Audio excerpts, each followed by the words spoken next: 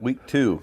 I think we're going to call this Farmer Talk. I haven't told you that, I guess, but Farmer talk. Farmer Talk. I think that'll be a good name for Okay. this show, podcast, whatever you want to call it. So today, as promised, we are going to talk about farm subsidies. So that's a pretty hot topic every year.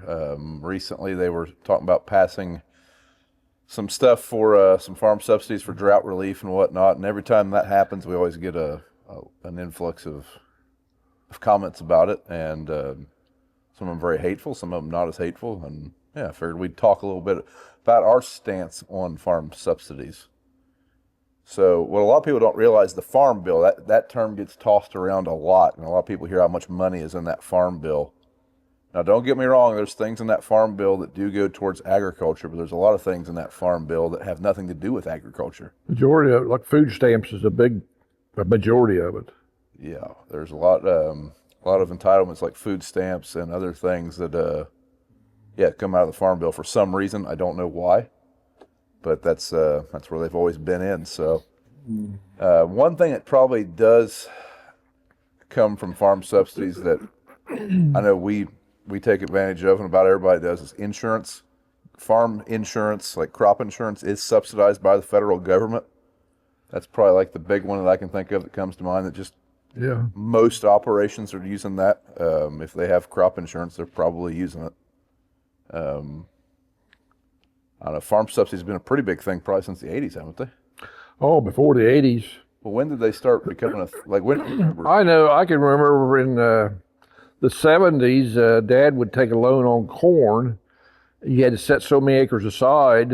It was a set-aside program. You set a few acres aside, they paid you what much. So is this the PIC Then program? that way you was in the, no, that was PIC was later. Then that was after, then that way you could take a loan on corn. I remember loan corn like $1, if that, ear corn. So when you say take a loan on corn, I mean, there's going to be people. What it is you put the corn in a crib. Back then we had corn cribs, but we didn't have shell corn.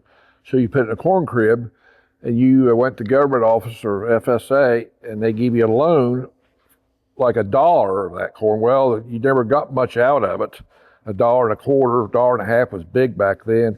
I don't know if the loan was $1. It might have been less than that, but they'd loan you on low interest money is what it was. You paid it back in 9 months after every time you took corn to them, while you paid their part of the corn back, and you got whatever the difference between the loan price and the value of the corn. That's been going on that long. Oh yeah, there's always that's still a program today. Yeah. I mean, a lot of people still use that program today. You got a 40,000 bushel bin, they'll give you about half of what the value of that corn is up front, and then I think the loan's like 2.25, and corn and soybeans is 6.30 maybe, or 6.25. And what happens is, now if grain prices would have tanked. When he says 2.30 and 6.40, it means they're going to give you $2.30 a bushel on corn. Like right now, that's today's like. Then we take it to town, and we get $4 out. We get the difference between $4 and 2.25, whatever the loan price was. That's no, the market tanks and it drops below 2.30. If it goes below that, if it's below that time when the loan is due, it's their corn. You don't pay them anything. It's their corn. If say you get $1 for the loan, and it goes down to, say it went to 50 cents or 90 cents, you forgive the loan. They forgive the loan. You got it, but. That's not likely that ever happened. It has happened. Has it happened in your lifetime? Yeah, I've had it one time, I think, but we never took a loan. Me and your brother never took a loan on our stuff back then. We weren't in the program that much. You and your brother? Or my brother. Me and my brother, John, was my older brother, farmed with me, and we never took a loan on that back then. Hardly ever took a loan on it. Okay. But a loan just frees up your operation to cash flow. You take it out in the fall. We always hold our crop until April or Sometimes spring or more later, so you don't have any cash flow. If you take the loan out, then you got some cash flow. But that is subsidized by the government to keep that interest rate down. Yeah, the interest is lower. I don't know what it is used to today. be like 1%, didn't it? Well, that was last couple of years, a few years ago. But now I don't know. It's 3% or so, but it's way less than you can go borrow money for. So in the 80s, like I always hear people talk about how bad things were in the 80s, which looks a lot on paper like now, high interest rates, low yields, low prices. Did farm subsidies really amp up then? Do you remember? Well, they had to pick years, and So describe what the pick years are. I've heard I kind of forget how it worked. You set so many acres aside, and I don't know. I mean, did you fallow those acres? Huh? Did you fallow those? Yeah, you could work them, disc them, or spray them. Well, I mean, you didn't usually plant. work fallow, sprout, and plant next year. But it had to be so many acres. And I remember one year Dad had some wheat set aside and had so many acres set aside. You got a corn base and a wheat base. There's just those two. You didn't have a corn soybean base. But what that was, you had so many acres you could plant. And over that, you didn't get no money, any subsidies or of any kind out of that. Say if you had 100 acres, you planted 200, you didn't get nothing on that 100 acres. And back then, they come out and measured the crop. And I remember that one year, it was probably in the early 70s. I think I was out of school, I think. I know they had a guy come out and measured the field and said we planted too much, like 2 acres. So Dad had to tear it up, couldn't harvest it. Come find out, he measured wrong. And he was a with the teacher, my basketball coach. Yeah. He was with the government. He was there to help. But anyway, he couldn't figure it. And the boy Dad said, I'll never go in a program. And I don't think he ever went in a program again. So when Dad says the program, Government program. so to get any government subsidies, you have to be in the program. Sign it. So in my opinion, government subsidies is a way of the federal government buying information. That's kind of one way I look at it. There are certain subsidies I don't agree with. I really don't like any of them. But I think that they use that to buy information. For example, for that crop insurance, to take out crop insurance, you have to certify your acres at the federal government office, which is the FSA office. If you ever see an FSA building, Farm Service Agency, that's what that stands for. In order to get crop insurance, we have to go in there after we plant. They have maps of all of our fields. We tell them where we planted what and when we planted it. And that is how the government kind of gets a handle on trade numbers. They know how many bushels are out there per year based on how many acres of corn were planted. And this is the average for the last few years because you got to report that crap to your insurance agent. So that's kind of how I look at subsidies. It's just them buying information. Yeah, and in the olden days, it's not like it is today. In the olden days, you had base acres. Like say you had a 100-acre base. If you planted 200 acres corn, you didn't get paid for that. And the biggest thing on that, How did that go away? That was in the last 10 years, wasn't it? Oh, that's went away for, I can remember base acres being a big thing. No, not like back then, because you had to prove your yield. You had to give them a yield. They went by, I believe, maybe a county average yield. You couldn't prove your yields, and they had to get. And our yield was never over 128 bushel. I think was the highest it was on corn. And certain parts of the county got a little higher, and certain parts of the state, which had a little better ground. And we always complained because we always raised 150 bushel corn back, in the 80s, 90s, and we'd had 200 bushel one year. We had 200 bushel field. But you only got paid on what your base acres was and your base yield, the yield they had. Gotcha. The wheat yield wasn't much at all. It was terrible. So, every time I always felt every time you seemed like you got something from the government, it's going to cost you some way. Red tape you got to go through. Well, for one other government subsidy, this is kind of switching gears. When I built my bin and you built one of these bins, we used a government loan. So FSA office has government bin programs. I remember going to Farm Credit and asking our Farm Credit officer, hey, I'm wanting to build a bin. I can save more money from paying DP charges in town than what my bin payment's going to be, I think. Can you guys help me? And they actually told me to go to the Farm Credit or Farm Service Agency because lower renters. But the amount of red tape that comes with it. There's a lot of red tape. Yeah. And it's low interest, but man, it's sometimes you're like, is it really worth it? Because to get that loan process, I mean, you're talking 6-7 months. Whereas if we were getting a loan from Farm Credit for a grain bin, it'd probably take a couple days. I mean, if that. Yeah, it's so like you say, anytime you use the government, there's a lot of red tape and there's a lot of headaches usually. But the programs nowadays, the new farm bills, it's just, I don't know. It's there to protect the guy that needs it. Is it? But you have a bad year, and supposedly, but I've seen a lot of times or heard a lot of times that the people that's got big acres, there's a limit to it. Well, there's ways around that, and I've heard of politicians getting big money that own farmland that shouldn't have got it, but there's ways around it. And that's, whenever somebody's going to give you something or you do something like that, some way somebody's going to beat it some way and get more what they shouldn't get. But it is just, I don't know, it's just a lot of red tape. And, in your opinion, do you think that we'd be better off without the government involved? oh, yeah, but it never happened. They can't. And I can understand some. They got to, project what our food supply is going to be. But if we could control the market, it'd be dangerous. I mean, we could do whatever we want to do, and that ain't going to happen.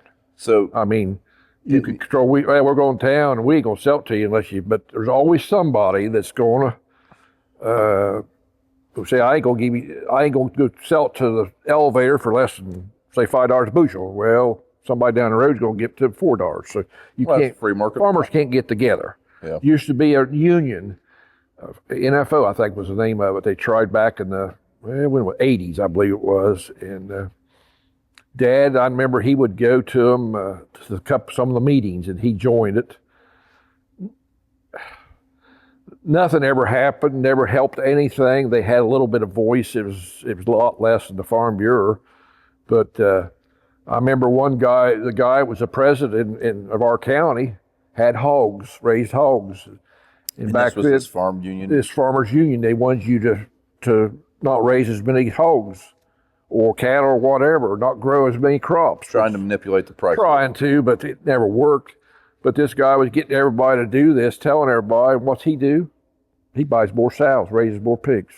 So the local market got affected. He took advantage. Yeah, and it's just hard to. It's hard for us. And if the government wasn't in it, I don't know what would happen. I don't know. Well, that's kind of I don't know that they could get completely out of it. I didn't realize that there was farm programs in the 60s. I mean, you're talking about there's always ear corn, and that had been in the 60s. Oh, yeah, always been farm program. As long as I can remember. Now, 50s, I don't remember that. I was just little. So did you have to go certify acres? Every year you had to certify your acres. Every year, tell them what made. But we could never, it was hard to get our yields up. And that's what you got paid on, your base acres plus your yield. Yep. And we was making, yielding a lot more. And I know the neighbors down there he got some of it raised when he started farming. He got it raised some way, and some not much. But I think the highest yield was in Ross County was maybe 130 bushel, and other counties was a lot more than that. Another 30 or 40 bushel, probably 30 bushel, 20 bushel. I don't know, but it was higher than ours. Okay. So they did away with that. I don't know when they did away with the acre yields. They let us prove them now. That's what they do. But now when we certify, they don't ask for yields. Of course, you got it on the crop insurance, so they know what we got. Yep. Our yields are. Yeah, the government is. They know everything about us. So it always aggravated me when somebody called a survey. The government's put them surveys out. They know more about our business than we do. Yeah. So when was the first time you can remember disaster relief funding from 1 year back we was farming up Salt Creek. This would have been in the 80s. I know the creek got out bad. Like in crop? Before we planted. It was in the spring, and brought in a lot of sand. And there was a program that paid us for removing that sand. We got a little bit, fuel's about what it was. It wasn't much, but we did sign up. And it's nice for that. And I think like this year, the cattle guys, I think got some money for hay because it was dry. But it just helps a little bit to get you through, maybe. I mean, as far as making any money, you ain't gonna make any money unless you can figure out how. But do you think it's right for the government to give disaster relief? Here's my opinion. Like, I can remember when Trump was in office and got in that tariff war with China, the first Trump presidency, in like 2016 to 2020. And I can remember quite a bit of government subsidies that we got those years. I kind of had mixed feelings about that. On one hand, I don't really like it when the government hands out money because it creates inflation. Like I've stated before, I think it keeps people in business that maybe didn't make great decisions. But on the other hand, I think the government had a direct hand in keeping our prices low in the trade war. So I kind of have a mixed feeling on that one. But what isn't subsidized nowadays? That is another thing. Like people will get Railroads, fuel or oil. Everything is subsidized. I mean, private stuff. There's a lot of the railroads, big time. Well, there's a piece of track right here that I'm fairly positive the only reason it still exists is because that railroad company is getting money. They get money. Now, when do you remember CREP and CRP becoming a thing? Because I can remember when CREP became a thing. It started in, when would that have been? CREP, I remember, like the late 90s. 2000? Yeah. Late 90s or 2000. But CRP was before that, wasn't it? CRP was always, that was the set aside. They called it CRP, started calling it CRP. So for the viewers, if you don't know what we're talking about, CREP, basically you enroll your acres into a program called CREP. I don't remember exactly what it stands for now. Has to be along a waterway or a ditch. And you can enroll up to, I think it's $500,000 worth of land, isn't it? No. Or is it 50? Yeah, there's a limit on it, 200,000 maybe, dollar-wise. Basically, the government is paying you to seed that to a native grass species that they say used to be here and not farm it. I don't like those programs personally.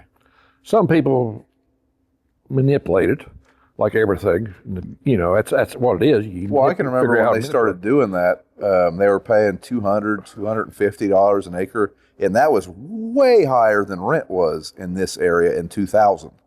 And I can just remember, I'd been a 10 to 15-year-old kid. One of the neighbors put a farm in there, and I'm thinking, man, I'd love to farm that when I get out of school, but there's no way I can afford to outpay the government for it. I can't. But now, And now CRP is that high. No, CRP, I don't think. $170. Well, it's not 200, but this CREP program's got up to, I think it's $400 some dollars in some places. Well, we'd be kind of crazy not to put it in there, but people that put it in there are not our landowners, or probably don't farm it, what it looks to me like. And if I farm and out there a guy's farming, what do you want to do? You want to put it in the CREP land, or you want to farm it? You want to farm it. If you make $1, you're going to make $1. If it's just our nature to farm the land, till land, or tilling the land. That's kind of another subject. Yeah, that's hard. No tills, and we no till now, but that's hard to do too. But it's just the way things go anymore. It's just.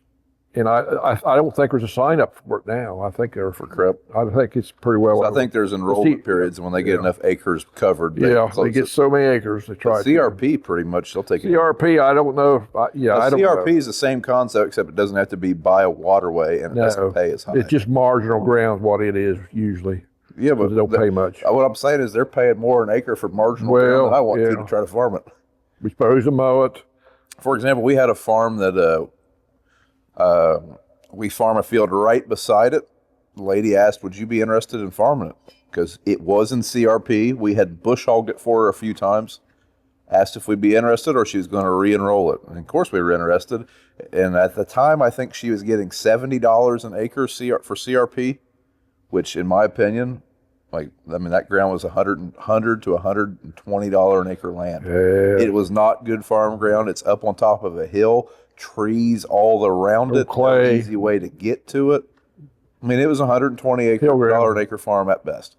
Well, CRP was going to give her $165 or $175 an acre. We're like, well, I think you'd be crazy not to put it in there. It's just another instance of having to compete against the government. It's like, well, if they weren't in this fight, we'd be farming that 100 acres, which would have been handy. But it's kept prices. Has it kept prices from going down? But has it kept crop prices how many down, acres? But has it kept land prices high? Yeah, I don't know how many acres are in it. That's the big thing. They say, well, it's going to go to production, which is right. But what I don't understand, every year they say so many millions of acres of corn are put out in beans. It seems like it's always a few more of each. Where's all this land coming from? Ohio has lost acres and acres to development and factories. Or solar panels. I don't know where they're getting all this acres. I think in Ohio, 3% of farm ground is now solar panels. It's terrible. Which 3% doesn't sound like a lot till you're talking like 100,000 acres, a couple 100,000 acres. And they don't, probably several hundred thousand. They don't want the bad ground. They put it on the good ground, seems like. And that's another industry that's subsidized. All them solar panels to me are a money grab. Yeah. It is some subsidized program where the government's paying so-and-so to put this solar panel out here they can't really prove is going to ever pay for itself. That's a different topic. Don't worry, folks. We will talk solar panels one day because that is a subject that is very near and dear. Like, it boils my blood pretty heavily. But anyways, back to the subsidy questions. When was the first time that you can remember like a drought year, and then like they were talking about doing this year, like a government? Oh, golly, I don't know if we ever got anything for drought. In '99, there wasn't anything.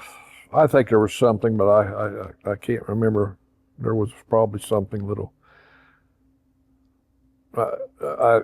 We never did get a lot of money. I mean, So that is all public record. So. yeah, I know it, and it shows that. Yeah, but it don't mount that much. Don't mount that much. I think The insurance is a big thing. Crop insurance. I think the crop insurance is the subsidy that everyone takes advantage of. We never used to have crop insurance, and we just had to start taking it. Glad we had it this year. Yeah. Yeah. Now, one thing about crop insurance, people always ask every time they see, like when I post pictures of our corn all shriveled up, well, you guys have crop insurance for that? We do, but it isn't like we're making money when we're taking a crop insurance claim. I mean, we would have been way better off to never have to collect on crop insurance. Yeah. You know, that's. I mean, it'll keep you going, but that's about it. You're not really prospering in that situation. And the more times you file a crop insurance claim, you get paid, at least the way our insurance is, on your average production. You get it. So we're insured, I think, at 80% of our average production. Well, if you start turning average production numbers lower and lower and lower, you got to meet a worse threshold every time to get paid. So one thing that helped us this year, we'd had several good years, so we'd kind of got our APH up quite a bit.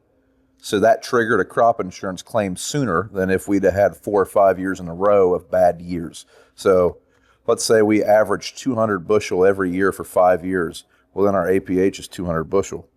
Now we throw in 5 years of 100 bushel per acre. Well, now our APH is 100, and we got to get to 80 bushel before we ever get a crop insurance claim. Well, at 80 bushel, you went broke a long time ago. So, I mean, at 200 bushel per acre, your crop insurance claim or threshold there for us would be 160. Well, you can still, that's a lot better situation, I guess is what I'm saying. Well, it's people that's not in the program, and I wish we could, but it's anymore. It's kind of a necessity.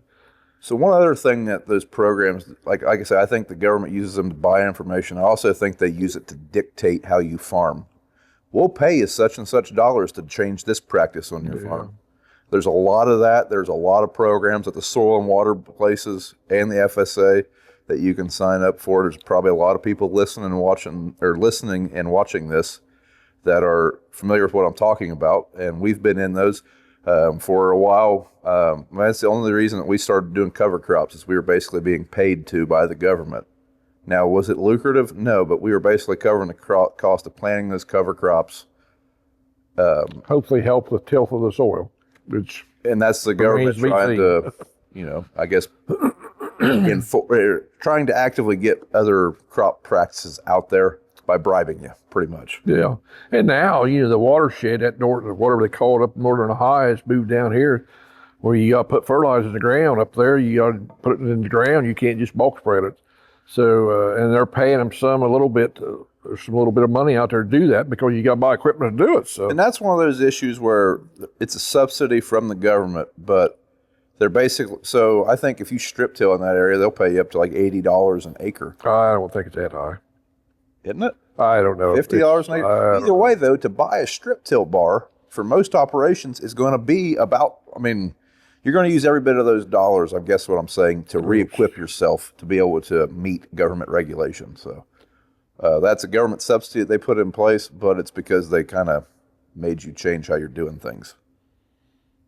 But I know the subsidy I had seen or heard mentioned right before Christmas was talking like $50 an acre on corn. and like 20 or $40 on beans, just to help with disaster relief. And that's one thing I don't like that personally. Yeah, I don't like it, but we'll take it. I mean, everybody, like I say, everybody else gets subsidies, so it'll help. If it's it'll there, help, we're going to definitely take help. it. But I wish it wasn't there, is what I'm saying. And one thing I really don't like about it is the way that makes the general public view us. Yeah. And like when I remember listening to Senator Johnson talk about this bill, and he was just talking about how the poor farmers this and the poor farmers that. And I was like, man, I got a little bit more pride in myself than to go cry in front of a television begging for money, I guess. I just didn't really like how that made us look, personally. Yeah, and like I say, the biggest thing that gripes me about them is there's always somebody beating the system, getting more money than they should. And it's, you hear a lot of things, but that's what happens. That's the nature of. A lot of fraud. Yeah. There's a lot of insurance fraud, too. I mean, Dad, you're not on TikTok, but there's a family on TikTok in Missouri that they had a TV show. I think they were called the McBeeds or Macbeths. I'm not super familiar with it. In fact, Randy, the master pipe layer, who told me about it, but it's this big family operation, several thousands of acres with other businesses involved, several family members. Well, they got caught with a multi-million-dollar crop insurance fraud. Well, years ago, back in the 70s, there was crop insurance. And there was a guy out here who got caught on the other side of town. That what he was doing is putting the crop out, not putting any fertilizer or chemical. And it was just, he did it, I think, a couple of years, maybe 3 years, and they quit paying. He didn't farm it anymore. And there's, you hear all kinds of things and see things. I think these people were manipulating their yield maps and then hiding like close to 1 million bushels of grain. Well, in pick years, that's what guys got trouble doing, some of that, hiding grain. It's something paid on your bushels, and I don't remember how it was. It was a mess, though. I know that. Okay. It was a mess. But subsidies. Everybody gets them. Seems like transit system in town and this and that, and well, the roads are all subsidized by the government. And the same thing. The taxpayers, all the taxpayers. It's taxpayer money. In the disasters, California is terrible. That's terrible. And what's going on out there, that fire, oh man. But we'll have to pay for that. So I heard them say that the federal government's going to cover 100% of the cost. Yeah, that's what they're saying. Now, one thing that did strike me as odd, that whenever that flood happened in the southern states right before the election, I don't believe that's how that went down there. I don't know. It's just they don't pass the money out. They want to ship everything overseas. I just wonder how many people from overseas are sending money here. I wonder how many people that are trying to send the money to overseas actually see the money. Yeah, but a lot of corruption in this world. Yeah, a lot of corruption. But I don't watch the farm bill. What they'll do in the farm bill, it's just they try to make it so it's insurance. So if the prices tank, farmers got a little bit to pay some bills, but I know personally we do not make business decisions around government subsidies and farm bills. We've never looked at it as if we don't get this subsidy, we're not going to succeed this year. It's always been like, if we get this $40 or $50 or whatever this next round they were discussing, if we get it, yeah, we're going to use it. It will ease a little bit of stress. Do we need it? No. Can we survive without it? Yes. Are we asking for it? No. Yeah, I was kind of surprised when I heard they were going to give it, but yeah. But like I've always said, the Chicago Board of Trade kind of rules us. Whatever they say, all they had now, the report came out the other day, and I guess everything's popped up because. Well, it'll be interesting. So we're recording this on Sunday, the 12th. The report came out last Friday. I would almost bet money that Monday morning, tomorrow, there'll be a market correction. I think it'll be a little correction, but I don't think it'll say. I bet there was a lot of bushels sold. I think it'll go up, not a lot, quarter, 50 cents maybe at the most, corn. But the bushels ain't there that they thought there was going to be. So, are you surprised with where the market is now? I kind of thought we'd be sub $4. Well, I didn't wonder there. Man, we sold a little bit for less than $4. But I figured whenever we were in harvest and it was below $4, I thought $4 was going to be. Yeah. I remember last time when first time corn got up to $8 back there whenever it was, 7, 8 years 2008 's the ago. first time I remember. I remember hearing guys say corn will never be below $4 again. Well, a couple of years it was below $4, so you never say never. But it fluctuates so much compared to what it used to. Yeah. Didn't fluctuate that much in olden years. Yeah. So in the past, when you were younger, like in the 70s, 80s, do you remember people really making that big of a deal about farm subsidies, or do you think the general public even No, there understood? was not a lot of people. Do you think they even knew it existed? Oh yeah, but there wasn't near as many people like today. No, I mean, like when we post a YouTube video, we don't get a lot of hateful comments, but we do from time to time. And so, it won't even be a video about subsidies. Someone will comment that my tax dollars are funding your farm and all this crap. I mean, was there that kind of, I guess, sentiment around? Oh, I'm sure there was some. Yeah, once in a while. I got to feel like Not like today. I think more people are more informed today of what's happening, but I think they're only half informed. I think they get emotional when they hear that, and they don't really dig into why it's happening or how it's happened or the circumstances for it sometimes. So hopefully we were able to shed a little bit of light on our side of the story, I guess, on farm subsidies. Like I say, I wish they didn't exist, but since they're here, we will be. We'll take them if they hand them out. Yeah, we'll take it. And every time I go in FSA office, I ask them if there's any checks for us, but most of the time I say no. So. But I think when we get those subsidies, I mean, I feel obligated to try to make good decisions with that money.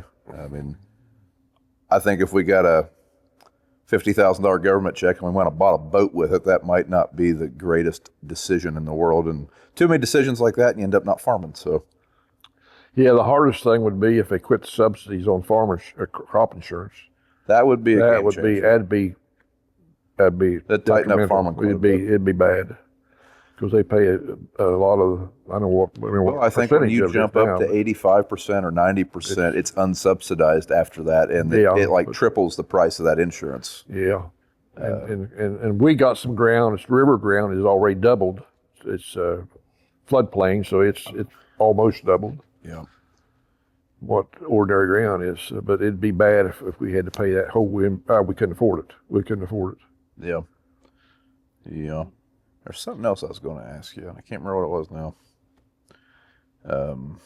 Something on the subsidy side of things.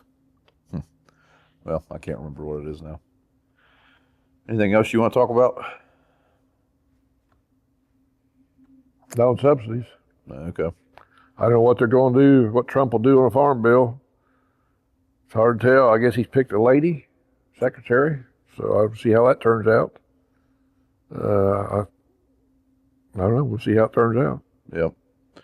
Well, folks, be sure to tune in next week. This podcast will be available on all podcast platforms as well as YouTube. So check it out wherever you enjoy listening. Just search Farmer Talk, and you should be able to find it.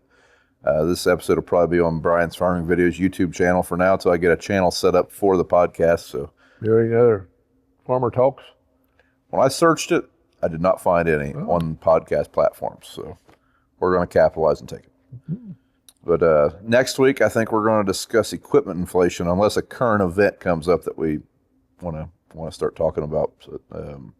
So yeah, be sure to tune in, and we'll talk equipment and inflation. Or if anybody out there has an idea what you want to listen to or hear us talk about, put it in the comments or something. Yep. But thanks for tuning in, everybody, and we will see you in the next episode.